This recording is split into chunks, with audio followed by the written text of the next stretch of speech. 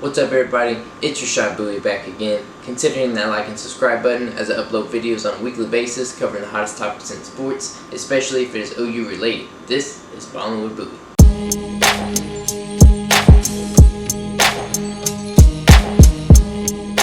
Today I want to break down my NFL draft. Round 1 starts soon. I want to break down my top 15. Not going to break down the complete first round because that'll take way too long and there's way too much action that I think is going to happen in the first round that it would probably just be a waste of time. It's honestly probably going to be a waste of time just to do my top 15 because I think it's going to be a very crazy draft in that top 15. I feel like there's going to be a lot of trades that we're not going to see coming. So let's jump right in. Obviously, Jacksonville Jaguars' number 1 pick is going to be Trevor Lawrence. That's probably the only pick that is set in stone. That's the pick that we all know is going to happen. It's the pick that's been talked about for months. Urban Meyer is going to try and start his NFL career with a quarterback, Trevor Lawrence, behind the helm. He's obviously from the University of Clemson, and like I said, no questions asked, pick locked in. The second pick, New York Jets. Now, there has been a lot of conversation for a while about which quarterback they're going to take. In the past couple weeks, I feel like it has been set in stone that they're going to take Zach Wilson from BYU. Personally, I do not think he's the best quarterback, or the second best quarterback in this draft, but they have been set on him for a while. They think that he is their guy, so only time will tell. We'll see if that's who they roll with. That's who I've been seeing they're going to roll with for a minute now, so let's just wait and see. The third pick, 49ers, they traded up to get that pick, and from what I've been seeing, they love Mac Jones. There's been a lot of conversation of Mac Jones, Trey Lance, or Justin Fields for them, and I think that they're leaning towards Mac Jones. Once again, I don't think he's the guy to pick in this situation. Bama quarterbacks just do not translate to the NFL. If you're a Bama quarterback, you want to win a national championship, and most of the time you do. But once you step to that next level, Bama quarterbacks just don't thrive like they do in college. But the Niners seem to really like him. They have liked what they've seen so far from Pro Day, and he's a prototypical size-wise quarterback for an NFL quarterback. So I think the 49ers are going to take Mac Jones. I would take Justin Fields in this situation, but I think that they're leaning towards Mac Jones. And then, regardless of what quarterbacks are picked in those top 3 picks, in whatever order, it will be the first time since 1999. It's only happened twice in the modern draft era. I believe 1971 and then 1999. So it'll be the first time since 1999 that the first 3 picks have been quarterbacks. And Donovan McNabb was in that particular draft. Rolling down to the 4th pick, Atlanta Falcons. I think they're going to get Kyle Pitts. He's probably the best. I don't even want to call him a tight end. I mean, he's pretty much a receiver. He's going to be a huge mismatch. So that's what I was going to say. He's probably the best mismatch from the receivers in this draft class. And I think the Falcons are going to get Matt Ryan some more help on the offense side of the ball. You kind of want to lean towards that they might draft a quarterback, try to find a replacement for Matt Ryan, but I don't think that you can pass up a talent like Kyle Pitts in this situation. The Bengals have the 5th pick, and for a long time, a lot of mock drafts have had them picking an offensive lineman, but I do not think that they can pass up the opportunity to reconnect Jamar Chase and Burrow. They played together in college. They won a national championship. They absolutely tore up teams while they were both in college. Now, Jamar Chase took a year off. He decided not to play last year, so it could be a question of what kind of shape he's in, but I don't think that's really going to be much of a conversation.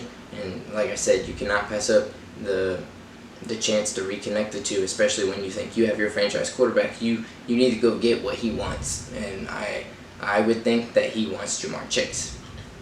The Dolphins, number 6 pick, they traded back to get to that 6th slot, and I think they're going to take wide receiver Jalen Waddle from Alabama. Now, I do like Devontae Smith over Waddle, but I have seen that the Dolphins, like Jalen Waddle more than they do Devontae Smith.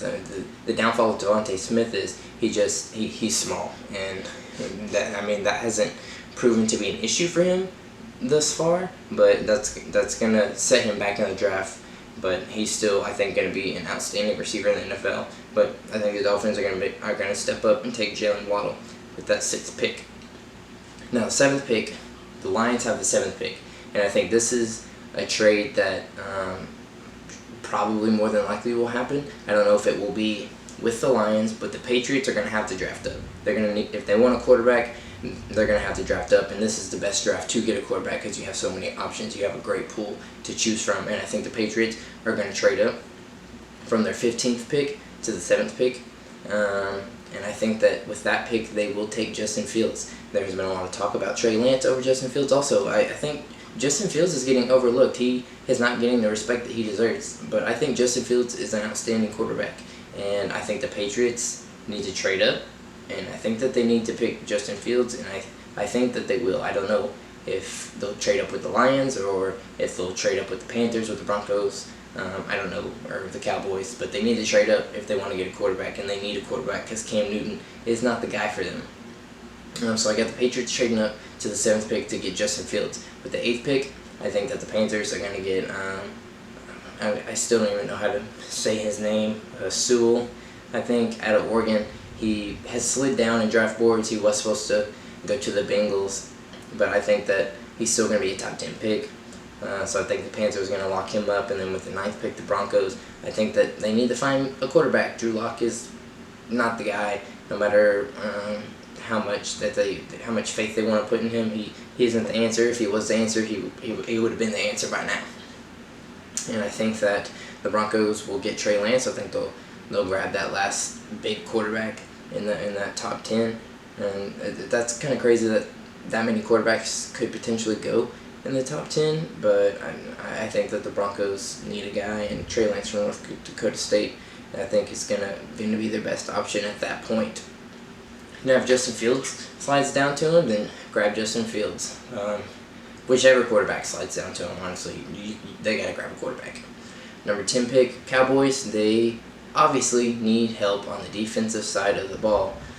You don't need any more receivers. You don't need any linemen. You don't need a quarterback. You don't need a running back. You need help on the defensive side of the ball. And I think the best defensive player that they can draft is Patrick Surtain II out of Alabama. He's the top-rated corner in the draft, and if they pass up on him, that is just going to be the most idiotic move that they can make. The Cowboys need help on the defensive side of the ball. They get absolutely gashed through the air, particularly, and especially last year. They need help, and Patrick Surtain is a nice lockdown corner that they need to grab. 11th pick, Giants. I kind of went back and forth. I didn't know if the Giants wanted to get a receiver, if they wanted to get help on the offensive line, but I think that for them, they need to get a lineman more so than a receiver. But I don't know how confident I feel in that pick, but I got them drafting offensive lineman Rashawn Slater out of Northwestern. He's arguably the second best lineman in the draft, and some people think he's the best, but I've got them picking a lineman. I could also see them picking Devontae Smith, who I have going number 12 to the Philadelphia Eagles, because they need a receiver. And just in this scenario, say the Giants do pick up wide receiver Devontae Smith, I think, then that leaves the Eagles getting J.C. Horn, cornerback out of South Carolina. So if that happens, I think that's who the Eagles are going to grab. But in this particular scenario, if the Giants grab that Rashawn Slater out of Northwestern, then I think the Eagles have to get Devontae Smith, because receiver and corner are the biggest needs for the Philadelphia Eagles, and you have to get one of those two. Whatever falls in your lap, you got to grab it. Now, 13, 14, 15, I wasn't quite sure on these picks either. They were kind of hard for me to decide on. For the Chargers, I got them taking offensive tackle Christian Darrisaw out of Virginia Tech. 15, I got the Vikings taking offensive lineman Elijah Vera Tucker out of USC. And then Lions, with the 15th pick via trade from the Patriots, I have them taking inside linebacker Micah Parsons out of Penn State. Now, with that being said, I don't know what's going to happen in this draft. Honestly, probably most of this is going to be wrong, because there's just so much talent in this top 15 that it's going to be hard to predict what team pick who. I mean, the first pick is a lock. The second pick is pretty much a lock just from what the Jets have been saying. But after that, honestly, a lot can go a lot of different ways. So we'll just have to see. I'm pretty excited for this draft. most excited I've been for a draft in probably a very long time. The only thing is there's not going to be an OU player drafted in the top 15, and there might not even be an OU player drafted in the first round. We probably won't see an OU player until day 2. Day 1, we probably won't see one. And Alabama's going to have multiple players picked on day 1. Because they had obviously an outstanding team. They dominated college football. They had tons of talent across the board, offense and defense. And they potentially could have 3-4 players go just in the top 10. They could probably have 4 players go in the top 15. So we just have to see. They're going to have a great draft, Alabama, day 1, day 2, and day 3 probably. So, with that being said, that wraps this podcast up. Catch y'all later. Deuces.